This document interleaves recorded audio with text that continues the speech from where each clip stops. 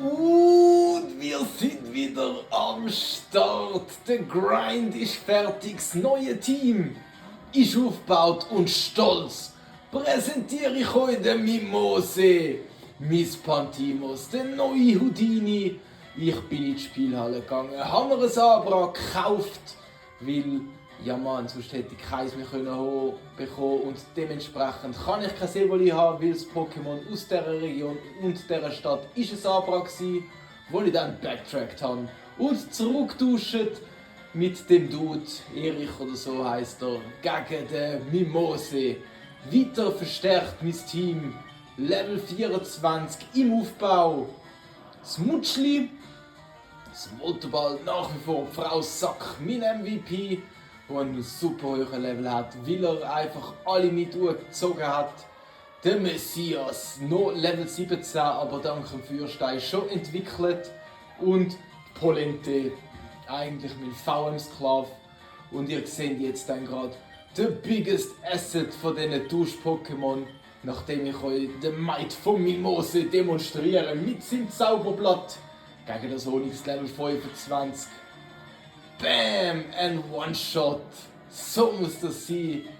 Und schaut euch das an, spezielle EP, Wildtauschentwicklung und darum ist es auch so schnell, so hoch gelevelt. Aber hey, gegen das Kangama bringen wir sie wieder zurück, die Frau Sack, weil ich sie ein bisschen upgraden, weil einfach nur mit Mega-Kick ist mir das ein bisschen zu heiß gewesen, was so oft verschillt. Und schau, was sie jetzt kann. Die Frau Sack kann Durchbruch und das Kangama ist schneller und landet einen mächtigen Mega-Hieb. Zum Glück haben wir so viel Leben und wir landen dann nicht so geilen Durchbruch. Jetzt ist wieder der Risk. Soll ich es schlafen lassen oder soll ich es zerbrechen? Egal, wir gehen auf Angriff. Biss macht nichts. Dumme Sieg, hättest besser Mega Punch gemacht. Wir durchbrechen weiter.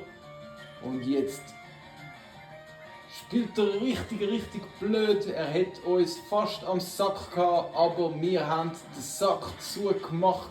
Und das Kangama, sie seh's, no, geht runter und schau mal die fetten Erfahrungspunkte.